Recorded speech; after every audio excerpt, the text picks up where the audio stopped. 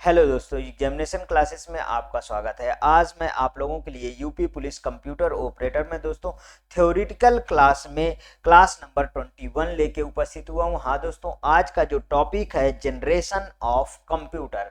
आइए चलिए दोस्तों डिस्कस करते हैं जनरेशन ऑफ कंप्यूटर। सबसे पहली बात तो सुन लीजिए दोस्तों कि जनरेशन में जो डेट होती है दोस्तों वो मतलब कि एक तरीके से कहिए तो कई बुकों में अलग अलग है, कंट्राडिक्ट आपको देखने को मिलेगा।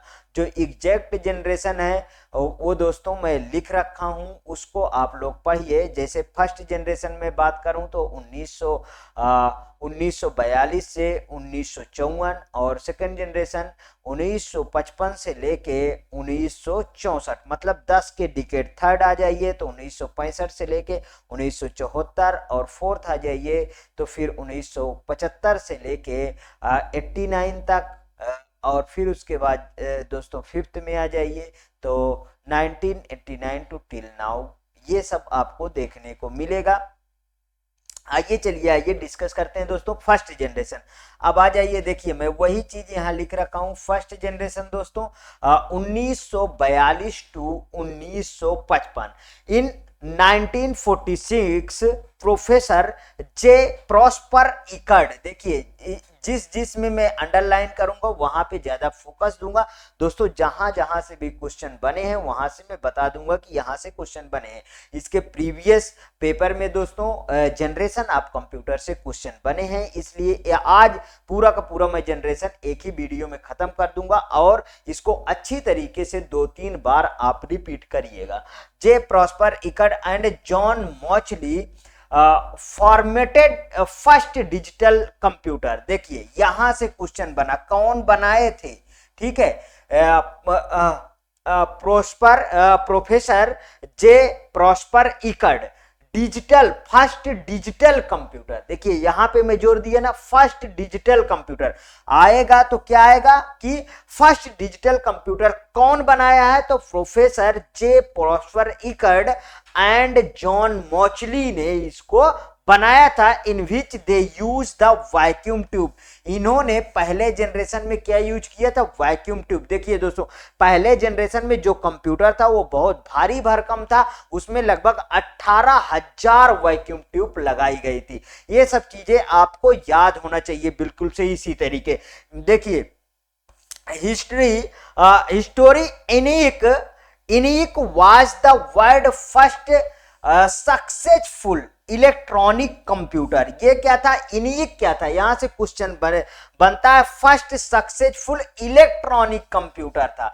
ये यहां पे क्या मिलता था, डिजिटल कंप्यूटर मिला। देखिए यहां पे डिजिटल कंप्यूटर, यहां पे इलेक्ट्रॉनिक कंप्यूटर। इलेक्ट्रॉनिक कंप्यूटर की जब बात करेगा तो वो कौन सा था दोस्तों, इनिक था। Which was the developed by the two the scientist name, जिसका नाम है J Presper Eckert and J W Mauchly. ठीक है, मतलब कि जे डब्ल्यू का क्या, जॉन मॉचली, ठीक है, John Mauchly. ENIAC was a very huge and big computer and its weight was 30 ton. कितने टन, 30 टन, मतलब 30 टन इसका वेट था। मतलब ये तो बहुत बड़ी बात है।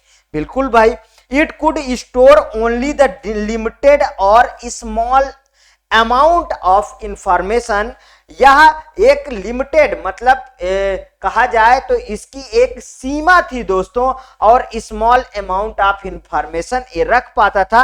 अ vacuum tube was such an electronic computer which had very less work efficiently and so could not work properly and it require a क्या लिखा है, large cooling system। मतलब कहा जाए तो ये बहुत कम काम कर पाता था और बहुत अच्छा प्रॉपरली वर्क नहीं कर पाता था, लेकिन और इसको बहुत ज्यादा लार्ज कूलिंग की आवश्यकता होती थी। अरे दोस्तों बताए तो 18,000 एक सिस्टम में वैक्यूम ट्यूब यदि लगी है तो उसको कूलिंग की तो बहुत ज्यादा आवश्यकता होगी ना। एक तरीके से कहा जाए एक जो है एक बड़ा वाला ट्रांसफार्मर तो इसी के लिए काम करता रहा होगा। चलिए आइए दोस्तों और आगे चलते हैं। हाँ, प्रोड्यूस सो मच हीट, बहुत सारी एनर्जी ये क्या करता था, प्रोड्यूस करता था, that the regularly over heated despite large cooling unit. बिल्कुल 18,000, देखिए यहां पे मैं लिख भी रखा हूं 18,000 वैक्यूम ट्यूब 160 किलोवाट लाइट लेता था, बहुत बड़ी बात है। Batch processing operating system used in this generation of computer. क्या मैंने बोला, बैच प्रोसेसिंग ऑपरेटिंग सिस्टम, बिल्कुल से याद कर लीजिए, batch processing operating system use हुआ है फर्स्ट जनरेशन में, ठीक है। मशीन लेवल लैंग्वेज, कौन सी level language, machine level language. देखिए मशीन लेवल लैंग्वेज आ जाए, बाइनरी लेवल लैंग्वेज आ जाए, ठीक है, बाइनरी लेवल लैंग्वेज की बात हो जाए, 0-1 की लैंग्वेज की बात हो जाए, ठीक है, लो लेवल लैंग्वेज की बात हो जाए, लो लेवल लैंग्वेज की बात हो जाए, ये सभी के सभी फर्स्ट जनरेशन में यूज होती थी। Machine level language use in this generation in 1951 Remington Rand launch the first digital computer UNIVAC first. अब यहां से क्वेश्चन बनता है कि यूनिवैक फर्स्ट कौन लॉन्च किए थे, तो रिमिंगटन रैंड ने इसको लॉन्च किया था, ठीक है दोस्तों। अब आते हैं आगे, यहां पे देखिए फर्स्ट जनरेशन ऑफ कंप्यूटर यहां पे लगा है 1946 टू 1959। मैंने कहा था ना कंट्राडिक्ट डेट आपको देखने को मिलेंगी, लेकिन जो मोस्ट प्रिफरेंशिएबल था उसे मैं लगा रहा। The first generation of computer is the introduce इन 1946। कब इंट्रोड्यूस इसका किया गया था, 1946 में इंट्रोड्यूस किया गया था। ये यहां पे देखिए दोस्तों लगा हुआ है, ठीक है, अच्छी तरीके से आप देख चुके हैं। चलिए आगे बढ़ते हैं, ठीक। सेकेंड जनरेशन पे आ जाते हैं, यहां पे देखिए 1955 to 1964। In this generation, the transistors were used as the electronic component instead of vacuum tube। थोड़ी सी बातें कर लेते हैं। पहले में क्या आया दोस्तों, पहले में वैक्यूम ट्यूब आया, दूसरे में ट्रांजिस्टर आया, तीसरे में ये आईसी आया, इंटीग्रेटेड सर्किट, चौथे में माइक्रो प्रोसेसर आएगा, पांचवे में आर्टिफिशियल इंटेलिजेंट आएगा। आज क्वांटम कंप्यूटिंग का जमाना है दोस्तों। और देखिए इसके पहले वाले में लो लेवल लैंग्वेज, कौन सा, लो लेवल लैंग्वेज मींस की 0-1 की लैंग्वेज, मींस की binary level language. Second generation में असेंबली लेवल लैंग्वेज मींस की असेंबलर आएगा, ट्रांसलेटर, जो लो लेवल लैंग्वेज मतलब असेंबली लेवल लैंग्वेज को कन्वर्ट करेगा लो लेवल। थर्ड जनरेशन में क्या आया दोस्तों, थर्ड जनरेशन में हाई लेवल लैंग्वेज आया। अच्छा, असेंबली लैंग्वेज कैसी थी दोस्तों, लो लेवल और हाई लेवल के बीच की, इंटरमीडिएट मतलब मीडिएटर, जो न्यूमोनिक कोड में लिखी गई थी वो थी, ठीक है दोस्तों। उसके बाद हाई लेवल लैंग्वेज आया। और फिर देखिए फोर्थ जनरेशन में आ जाइए तो फिर क्या PHP वगैरह मिल जाएगी, ठीक है, या HTML वगैरह मिल जाएगा। और फिफ्थ जनरेशन में तो आप अच्छी तरीके से जानते हैं यही सब एडवांस होता हुए सब कुछ चला गया, तो वही सब चीजें बार बार लिखे। लेकिन देखिए जैसे कि कहीं पे ये मिल जाएगा कि मतलब कि high level language second generation के एंड में ही स्टार्ट हो गई थी, वो सब पॉइंट भी मैं आपको डिस्कस करता रहूंगा बीच बीच में। देखिए इन this generation the transistor were use, अभी बताया मैंने, सेकेंड जनरेशन में ट्रांजिस्टर ने वैक्यूम ट्यूब को रिप्लेस कर देता है। The invention of the transistor was the made in 1947 आया है ये, ठीक है, बाय द साइंटिस्ट जॉन बर्दीन। यहां से क्वेश्चन पूछा गया है दोस्तों, जॉन बर्दीन एंड WH ब्रिटेन इसका आंसर, एंड W शॉकले, तीनों नेम बहुत ही इंपॉर्टेंट है। जो कब किसकी खोज किए थे, ट्रांजिस्टर की, कब खोज किए थे, 1947 में। आगे देखिए, a transistor is the much smaller in the size than that of a vacuum tube. Vacuum tube से क्या, बहुत छोटा, बहुत अच्छा हो गया। As the size of the electronic computer decrease the size of the computer also decrease. मतलब जब से देखिए, जब ट्रांजिस्टर का यूज हो गया तो वो ऑटोमेटिक उसका साइज जो है क्या हो गया, डिक्रीज हो गया दोस्तों। It became the much smaller than that of the earlier computer. ये उससे क्या हो गया, बहुत ही स्मॉलर हो गया। अब देखिए, machine language was replace by assembly language. अभी अभी डिस्कस किए थे असेंबली लैंग्वेज, कई बार ये सब क्वेश्चन बार बार पूछेंगे। And high level programming language like the Fortran and COBOL, यहां से भी क्वेश्चन पूछा गया है। ठीक है दोस्तों, ठीक, यहां पे जैसे फार्मूला ट्रांसलेशन, इसका फुल फॉर्म क्या है दोस्तों, फार्मूला ट्रांसलेशन लिख लीजिए, नहीं मैं लिख दूं, सॉरी, फार्मूला ट्रांसलेशन। ठीक है, कोबोल का क्या है, कॉमन बिजनेस ओरिएंटेड लैंग्वेज, इसका भी लिख देता हूं, कॉमन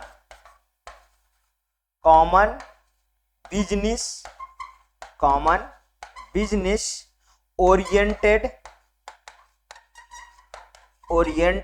लैंग्वेज। ठीक है, ये सब देखिए दोस्तों, आपको बता दूं ये सब बिल्कुल से पेड क्वेश्चन होते हैं कि यहां से क्वेश्चन पूछे ही जाते हैं। चलिए आइए नेक्स्ट पेज पे चलते हैं। हाँ, batch processing and multi programming, ये भी बहुत इंपॉर्टेंट है। सेकेंड जनरेशन में ही दोस्तों batch processing and multi programming operating system was the use in the second generation computer. अब देखो बैच प्रोसेसिंग का आप समझ सकते हैं कि बैच प्रोसेसिंग, एक बैच को प्रोसेस करना।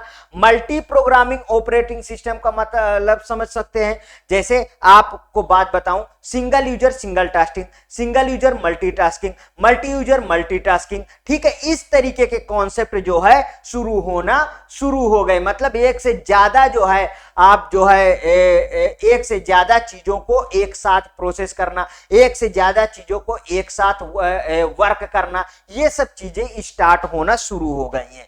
आगे देखिए, ये यहां पे देखिए second generation of the computer 1959 to 1965, दो तरीके के मैं यहां पे डेट लेके चल रहा हूं दोस्तों, दोनों को आप याद करते रहिएगा। ठीक है, कितना अभी बताया, 1959 टू 1965, इसलिए किसी तरीके से कंफ्यूजन नहीं होना चाहिए, बस मेरा यही चीज कहना है। ये है दोस्तों आपका ट्रांजिस्टर, और ये है second generation computer by the IBM ने जो बनाया था, वो ये है सेकेंड जनरेशन वाला कंप्यूटर। और ये क्या है दोस्तों, ये है ट्रांजिस्टर।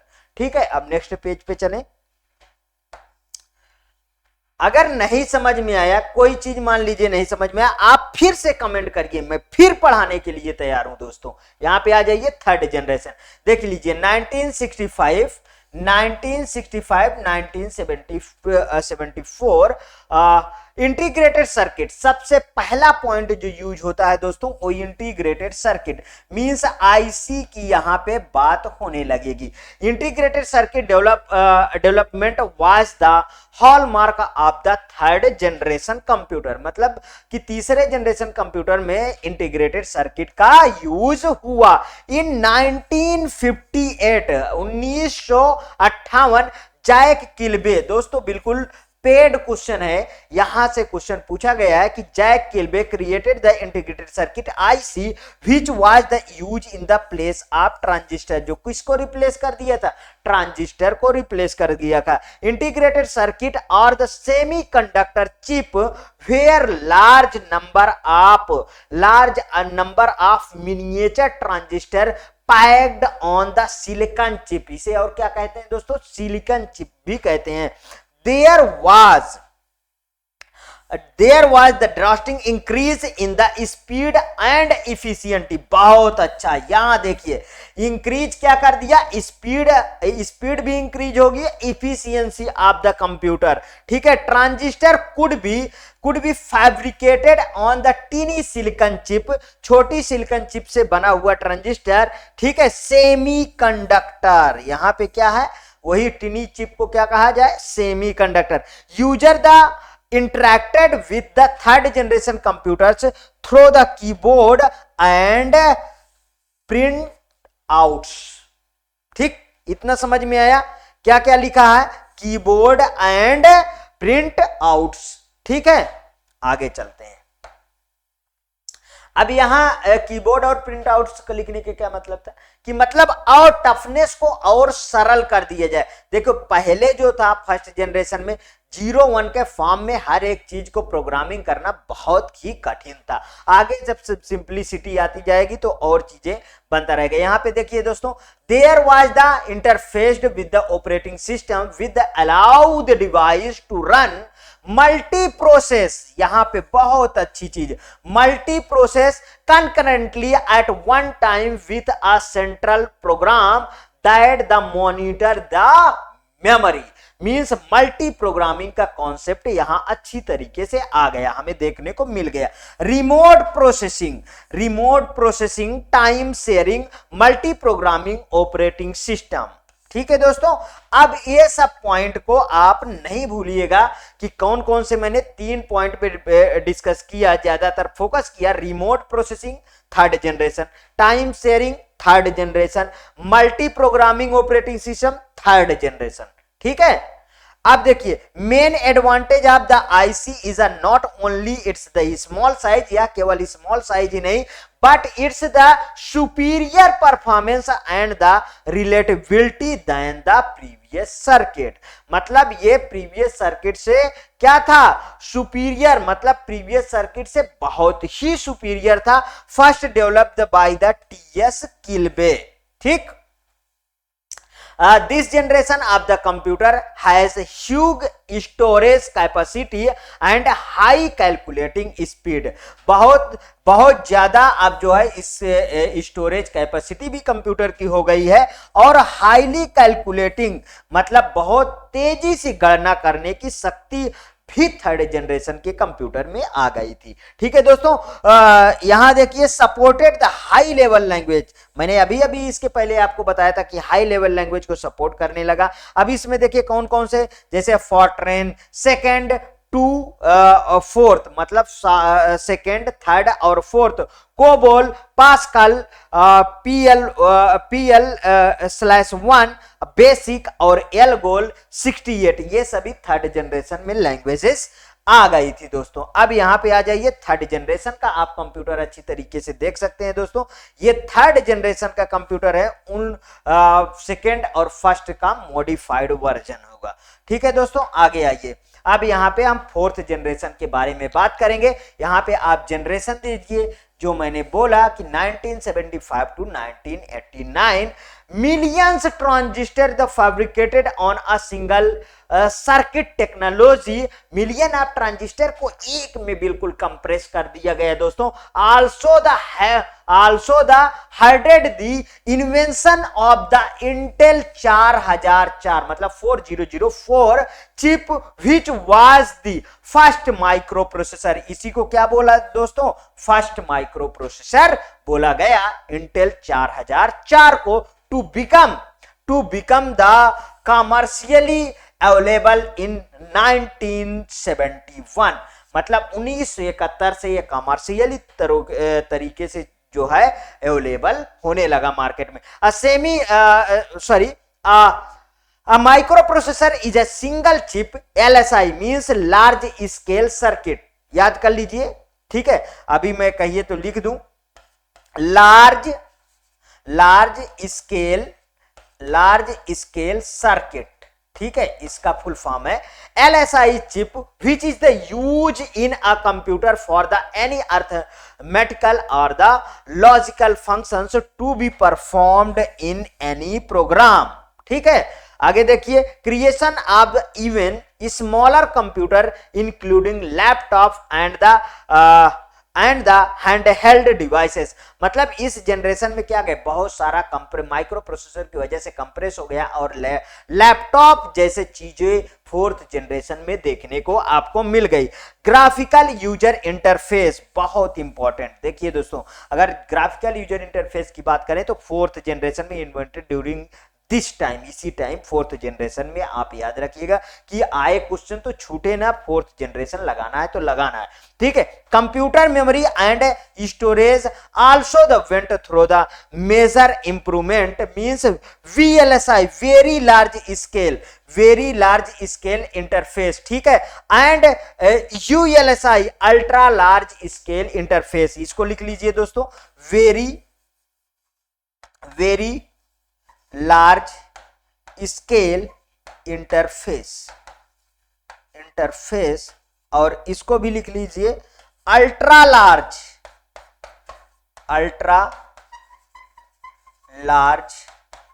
स्केल इंटरफेस, ठीक है। ये सब मेमोरी का अब यूज फोर्थ जनरेशन में होने लगा। यहां पे देख लीजिए, all the high level languages, जितनी भी हाई लेवल लैंग्वेज है, C++, डी बेस, ये सब के सब फोर्थ जनरेशन में।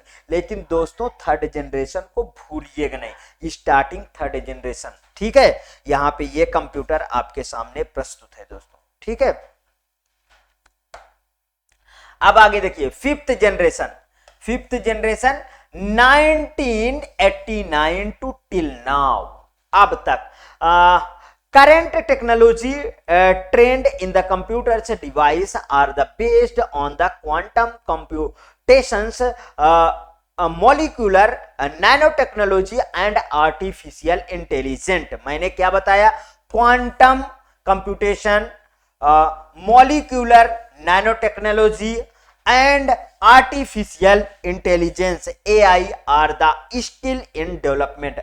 अभी देखिए, राम मंदिर अयोध्या में श्री राम भगवान की जो मूर्ति इस्टेब्लिश की गई है, उसका जो है दोस्तों एक इमेज सोशल मीडिया पे वायरल हुआ था, जिसमें भगवान मुस्कुराते हुए पलक झपकाते हुए दिखाए गए थे दोस्तों। दिखिए आपको वो वीडियो, तो वो किसके थ्रू हुआ था दोस्तों, वो AI आर्टिफिशियल इंटेलिजेंस का कमाल है दोस्तों, ठीक है। There are the some application such as the voice recognition that are already being used today. क्या यूज होने लगा दोस्तों, voice recognition, artificial intelligence, quantum computation and the molecular and the nano technology will the change the view and the function of the computers in year to come, ठीक है। आने वाले computer को और भी चेंजेस कर देगा। इंटरनेट, ईमेल, www, बिल्कुल से याद कर लीजिए दोस्तों, इंटरनेट, ईमेल और www इसमें आया। www का फुल फॉर्म क्या है, वर्ल्ड वाइड वेब, ठीक है दोस्तों। आगे देखिए, और ये खोज करता टिम बर्नर्स ली, ध्यान रखिएगा। Parallel processing has been use and semiconductor technology has also been used in it. Super conductivity technology has been also use, ये वाली टेक्नोलॉजी, ठीक, सुपर कंडक्टिविटी टेक्नोलॉजी आल्सो इसी में यूज हुई थी। यहां पे देख लीजिए, notebook, ultra book, Chrome book, ये सब fifth generation. Robotics, game playing, neural network दोस्तों, आप यदि बीटेक धारी हैं तो आपको ये सब्जेक्ट ऑप्शनल में जरूर मिला होगा कि न्यूरल नेटवर्क आप ले लीजिए, बहुत अच्छा है, ठीक है, जिसमें न्यूरल नेटवर्क टॉपिक्स आपको मिलेगा। Neural networks and the decision making ability in real life, ठीक है। ULSI means ultra large scale integration, इसी जनरेशन में। जावा विजुअल बेसिक, बिल्कुल HTML, CSS, जावा स्क्रिप्ट, PHP दोस्तों, ये गलत लिखा है, PGP नहीं, PHP, MySQL, ये सब फिफ्थ जनरेशन में। फिफ्थ जनरेशन का थोड़ा कंप्यूटर देखिए दोस्तों, कैसा लग रहा है, बिल्कुल मस्त लग रहा है। ठीक है दोस्तों, अगला दोस्तों, अगला क्वांटम कंप्यूटर। अगला जो जनरेशन है दोस्तों, जो नेक्स्ट जनरेशन आपको देखने को मिलेंगे सब, वो क्वांटम कंप्यूटर। ठीक है दोस्तों। हाँ दोस्तों, यदि आज का वीडियो आपको अच्छा लगे तो प्लीज और प्लीज मेरे एग्जामिनेशन चैनल को आप सब्सक्राइब करिए, मेरा वीडियो लाइक करिए, ज्यादा से ज्यादा दोस्तों में शेयर करिए दोस्तों, जिससे व्यू आने लगे, मेरा और मनोबल बढ़ने लगे, मैं और अच्छे से आपको पढ़ा सकूं दोस्तों।